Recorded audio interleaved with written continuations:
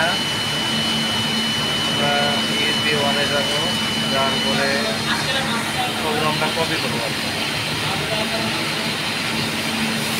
প্রোগ্রামটা কপি করা, প্রোগ্রামটা কপি করলাম।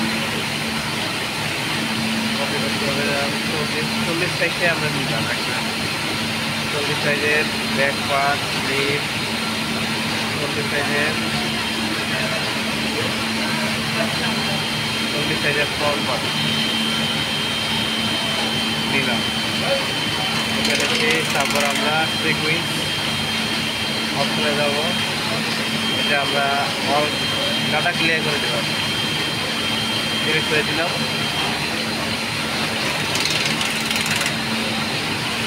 আগেটা অফ করতে হবে। আমরা যেটা কপি করছিলাম সেটা নিয়ে নিই।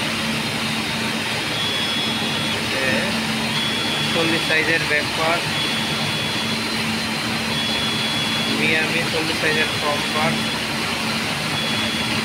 40 সাইজের স্লিপ, আর আমরা এক পিস কমপ্লিট আমার বানানোর জন্য আমার ব্যাক পার্ট একটা লাগবে, ফ্রন্ট পার্ট একটা লাগবে, স্লিপ দুটা লাগবে।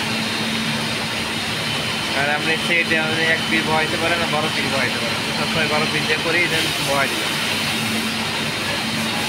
যেখানে কাজ শেষ, তারপর আমরা ফাইলে যাব, ফাইলে যাইয়া রাইট অপশনে যাব। রাইট অপশনে যাওয়ার পরে আমরা সিকুয়েন্স একটা নাম দেবো আর কি, সংক্ষিপ্ত আকারে SEQ, যেটা সবসময় করে থাকি আর কি। পরে সেট চাপ দিলাম, কারণ আমার নামটা হয়ে গেল।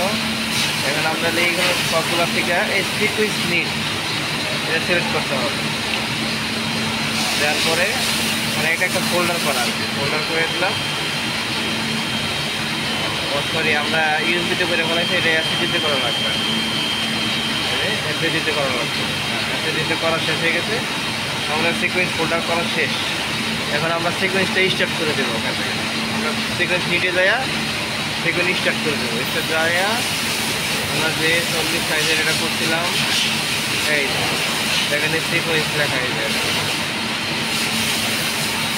এটা দিলে আমাদের সিকুয়েন্স কমপ্লিট করা, সিকুয়েন্স হয়ে গেছে। এখন মিটিং প্রিপারেশন দিলেই ওকে, আমার সিকুয়েন্স কমপ্লিট।